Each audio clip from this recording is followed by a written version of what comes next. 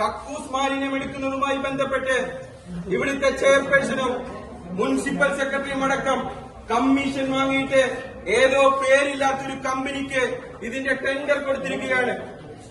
കായംകുളത്തെ ജനങ്ങളോട് ഒരു പ്രതിബദ്ധതയുമില്ലാത്ത ഒരു ഭരണകൂടമാണ് ഇന്ന് കായംകുളം നഗരസഭ ഭരിക്കുന്നത്. പ്രിയപ്പെട്ടവരെ, നമ്മൾ അറിഞ്ഞിരിക്കേണ്ട ഒരു കാര്യം, ഈ കമ്പനി ടെൻഡർ നടത്തുന്നത് സർക്കാരിന്റെ സൈറ്റിലുള്ള ഏതെങ്കിലും കമ്പനിക്കായിരിക്കണം ഇത്തരത്തിൽ മുനിസിപ്പാലിറ്റി ഒരു ടെൻഡർ കൊടുക്കേണ്ടതെന്ന് ഉത്തരവ് നിലനിൽക്കെ ഏത് കമ്പനിക്കാണ് മുനിസിപ്പാലിറ്റി ടെൻഡർ കൊടുത്തതെന്ന് നമ്മൾ പരിശോധിക്കണം.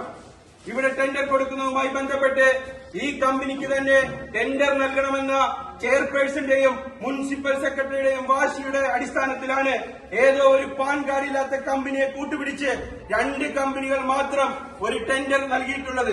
അതിൽ പാൻ കാർഡില്ലാത്തതിന്റെ പേരിൽ ഒരു കമ്പനിയുടെ ടെൻഡർ പോവുകയും മറ്റേ കമ്പനിക്ക് ഇതിന്റെ ടെൻഡർ നൽകുകയും ചെയ്തിട്ടുണ്ട്. ഇത്ര ധൃതി പിടിച്ച് കായംകുളം നഗരസഭയിലെ ഫിനാൻഷ്യൽ കമ്മിറ്റിയോ കായംകുളം നഗരസഭയിലെ ആരോഗ്യ സ്റ്റാൻഡിംഗ് കമ്മിറ്റിയോ ഇവിടുത്തെ കൌൺസിലർമാർ അടങ്ങുന്ന മുനിസിപ്പൽ കൌൺസിൽ പോലും ഒത്തുകൂടാതെ തീരുമാനിക്കാതെ ഇത്തരത്തിലൊരു നടപടിയെടുത്തത് ആരെ സഹായിക്കാനാണെന്ന് കായംകുളം നഗരസഭയുടെ ചെയർപേഴ്സൺ ശശികല മറുപടി പറയണമെന്നാണ് യൂത്ത് കോൺഗ്രസിന് ആവശ്യപ്പെടാനുള്ളത്. ഇതിൽ സെക്രട്ടറിക്ക് എത്ര കിട്ടി എന്നും യൂത്ത് കോൺഗ്രസ് ചോദിക്കുകയാണ്. ഇവിടെ ഒരു പ്രതിഷേധവുമായി ഇന്ന് യൂത്ത് കോൺഗ്രസ് കടന്നു വന്നത് ഇവിടുത്തെ ചെയർപേഴ്സണും സെക്രട്ടറിക്കും മുനിസിപ്പാലിറ്റിയിലെ കാര്യങ്ങൾ നടക്കാൻ വേണ്ടി കമ്മീഷൻ കൊടുക്കേണ്ട അവസ്ഥയിലാണ് കായംകുളത്തെ സാധാരണക്കാരായ ജനങ്ങൾ.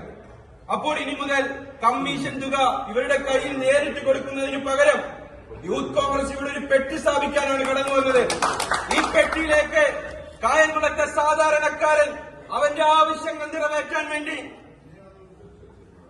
നാണയത്തുട്ടുകളാണെങ്കിൽ പോലും ഇതിലേക്ക് ഇട്ടാൽ മുനിസിപ്പൽ സെക്രട്ടറി ഇല്ലാത്ത നമ്പർ ഇടാൻ തയ്യാറാകും, ഇല്ലാത്ത കടയ്ക്ക് ലൈസൻസ് കൊടുക്കാൻ തയ്യാറാകും.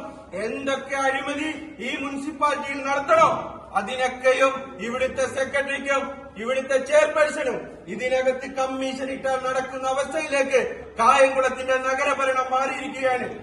ഇവിടെ വലിയ പോലീസ് സന്നാഹങ്ങളാണ്.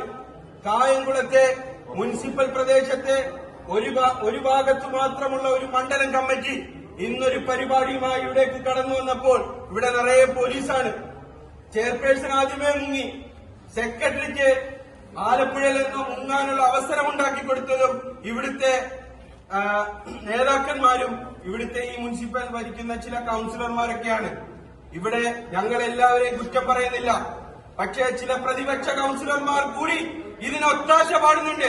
അവരെ തെരുവിൽ കൈകാര്യം ചെയ്യാൻ യൂത്ത് കോൺഗ്രസ് തയ്യാറാകുമെന്ന് മാത്രം പറഞ്ഞുകൊണ്ട് ഒരുപാട് നേതാക്കന്മാരുണ്ട്. എല്ലാവരും സംസാരിക്കാനുള്ളത്